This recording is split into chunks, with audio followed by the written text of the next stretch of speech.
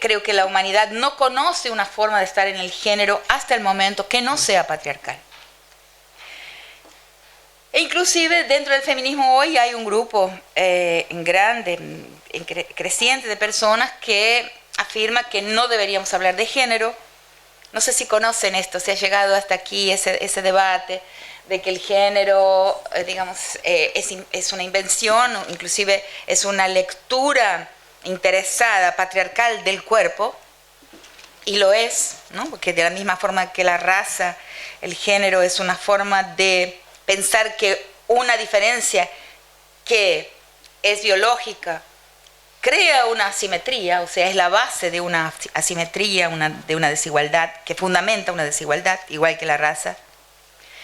Entonces hay un grupo dentro del feminismo decolonial que también dice que, y no solo decolonial, porque ahí tenemos inclusive Judith Butler, que no es parte del movimiento decolonial o del feminismo no blanco, pero una serie de autores que hablan que dicen, que afirman que hablar de género ratifica, consolida un binarismo que no deberíamos trabajar para consolidar. Yo estoy en desacuerdo con eso, porque generar un concepto, una categoría como género, como les expliqué ayer, fue un gran esfuerzo en el pensamiento feminista. O sea, entender que hay algo que no es de la naturaleza, que no es una determinación. El género justamente, ¿no?, nos aparta de un pensamiento, de un cuerpo determinante, de una biología determinante.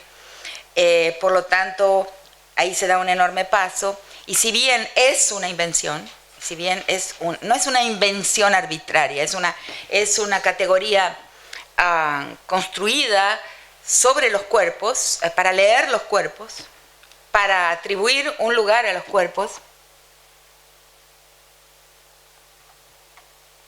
Por lo tanto, de cierta forma ejerce una cierta violencia, ¿no?, todos aquellos que no acatan esta lectura de los cuerpos. De cualquier forma, hablarla nos permite a nosotros hacer una crítica de la desigualdad, hacer una crítica de la jerarquía. Y me remite a una situación en la que se ve esto mucho más fácilmente en esa discusión. No sé si, quizás, si no lo han visto, en algún momento les llegará esa crítica, que no hablemos de género, porque género es como una categoría medio deslavada, medio apolítica, o sea, que estabiliza una creencia que en realidad ha hecho ya mucho daño. Entonces, eso está dando vueltas por ahí. He recibido críticas de ese grupo de autoras, por ejemplo, el grupo de Glefas, no sé si conocen, de feminismo crítico, de feminismo no blanco, de feminismo latinoamericano. No somos amigas, pero siempre hay un debate en este sentido de que critican el uso de la palabra género. Yo la uso, y la forma que tengo de contraargumentar contra esa crítica es justamente usando de nuevo la analogía con la raza, que para mí he pensado simultáneamente los dos temas a lo largo del tiempo y me ha sido muy útil, porque tienen una estructura semejante, la raza y el género. Son históricos, son creaciones históricas y son creaciones para la dominación, eso no hay ninguna duda, para la extracción de valor no reconocido. O sea, para la extracción de valor no remunerado. O sea, ambas dos sirven de la misma forma. Los productos y saberes que emanan de ciertos cuerpos, sean los cuerpos racializados como los cuerpos feminizados, son saberes y productos que tienen menos valor, o sea, a los cuales se puede apropiarse por medio de una menor remuneración, de un menor reconocimiento, etc. Y eso es el efecto de la raza, y ese es el efecto del género, que son herramientas fundamentales de la dominación. A esto vamos a volver, y si quieren también lo conversamos. Pero cuando Cuando comenzamos en Brasil la lucha por las cuotas, o sea, la lucha por la reserva de cupos para estudiantes negros en la universidad y para el ingreso, para las acciones afirmativas que permitirían a los estudiantes indígenas, porque piensen, por ejemplo, en un país como Brasil, no es que tenga en proporción con la población total una población gigantesca de estudiantes indígenas, de indígenas, porque la proporción en Brasil de indígenas por la población total de la nación es menor que en la Argentina. Es un dato muy raro, porque por eso lo digo, porque Argentina la proporción de población indígena por los censos es mayor que la población brasilera en términos relativos con la población total. Pero sí tiene una gran diversidad de pueblos, ¿no? Una gran diversidad de lenguas, una gran diversidad de pueblos, eso sí, muy alta, la más alta en todo el continente. Pero son grupos pequeños, se parece más con la situación colombiana, ¿no? Pero Brasil tiene la máxima diversidad de pueblos. Y en números absolutos, naturalmente, por el número de la población, son muchos, son un poco menos de 1 millón de indígenas. Entonces, cuando hicimos la lucha por las acciones afirmativas en la universidad, que es una universidad blanca, después enseñando antropología durante 20 años, después de 20 años de dar clases de antropología, un día después del proceso de las cuotas, se abrió la puerta y por primera vez en mi vida de profesora entró un estudiante indígena, una estudiante terena, que es de una población de Mato Grosso, a mi clase. Y fue un gran impacto. Mientras tanto, en México, naturalmente en Bolivia, en Guatemala, en los otros países, es usual un indígenas como indígenas, ¿no?, sentarse en las clases de la universidad. Y en Brasil, no. Brasil es una universidad muy blanca, muy segregada, muy racista. Entonces, con ese proceso, que fue un proceso bárbaro, o sea, una página de la historia brasilera, tengo muchísimo orgullo al hablar de eso. Uno de los argumentos que antagonizaron la propuesta, y fueron muchos, porque tocar la universidad, o sea, tocar el corredor que es la universidad y que es el corredor por el que hay que transitar para llegar a las oficinas donde se decide el destino de los recursos de la nación. Por la universidad se llega, es como un corredor por el que se llega al poder, a la autoridad burocrática, o sea, a las posiciones de las personas que ocupan esas oficinas y toman las decisiones que distribuyen los recursos de la nación entera. Entonces, tocarla realmente hizo saltar a las élites, ¿no?, que son las que se reproducen en el ámbito universitario y aquí también, ¿no? O sea, países, los nuestros, América Latina, en los cuales la raza no está nombrada. O sea, no podemos hablar del tema género sin hablar del tema racismo, no podemos hablar de nuestros temas feministas sin hablar de la cuestión de la raza y del racismo.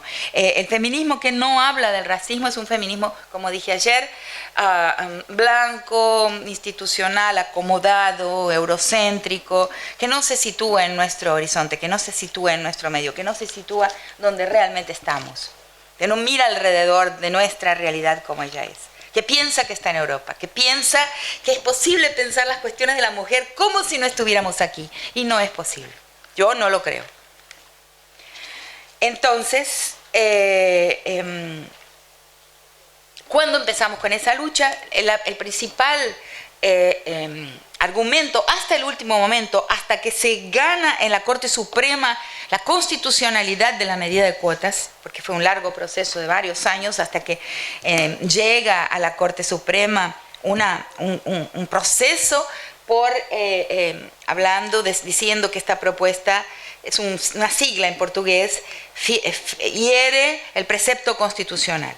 No es la misma proceso por anticonstitucionalidad, es una de otro tipo, pero que es precepto que hiere el principio constitucional de igualdad, ¿no? Y el argumento final, después de muchísimos argumentos intentando bloquear esta medida, fuimos derrumbándolos todos, el último es que no se debe nombrar la raza en la ley, que es equivalente al decir que no deberíamos hablar de género. O sea, no debemos hablar de raza porque hablar de raza consolida una invención que sirve para discriminar. Entonces, ese es un tema muy interesante que sirve para entender por qué algunas categorías que han sido inventadas para la discriminación, que han sido inventadas para la exclusión, para la expropiación,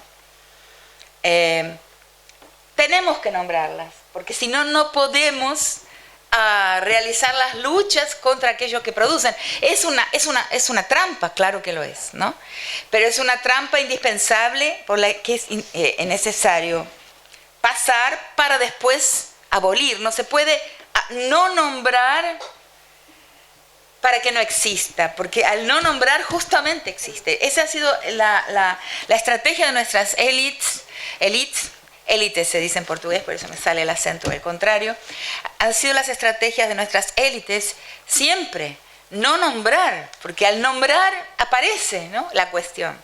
Las cuestiones no nombradas son cuestiones que las élites han todo el tiempo administrado muy bien.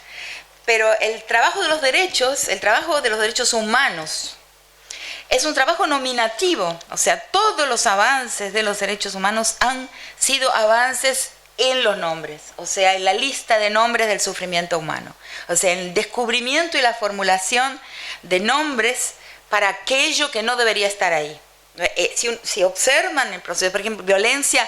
Hace muy poco tiempo no se hablaba de la violencia contra las mujeres, ¿no? No se nombraba qué era aquello de una mujer aparecer con un ojo violeta. ¿Qué es eso? O sea, bueno, parte de la costumbre, parte de lo... Bueno, es algo que existe, se fue nombrando. Hasta que se nombra, por ejemplo, la violencia psicológica. Es una cosa de una altísima sofisticación que pasó hace muy poco tiempo, ¿no? Que es algo, como decíamos ayer, el aire que respiramos, o sea... toda la vida, el cotidiano, esa violencia que coloca a cada persona en su lugar y que impide a esa persona salir del lugar donde el ojo público la coloca y reproduce esa atribución de lugares y de posiciones a las personas a través de un imaginario no nombrado, que es el aire que respiramos, que es como el aire que respiramos. Dicen, el pescado no ve el agua, ¿no? Nosotros no vemos la violencia psicológica hasta que comenzamos a nombrar sus partecitas, cada aspecto de la misma, la violencia moral, varios tipos de violencias, otras que no están nombradas siquiera en las leyes, ¿no?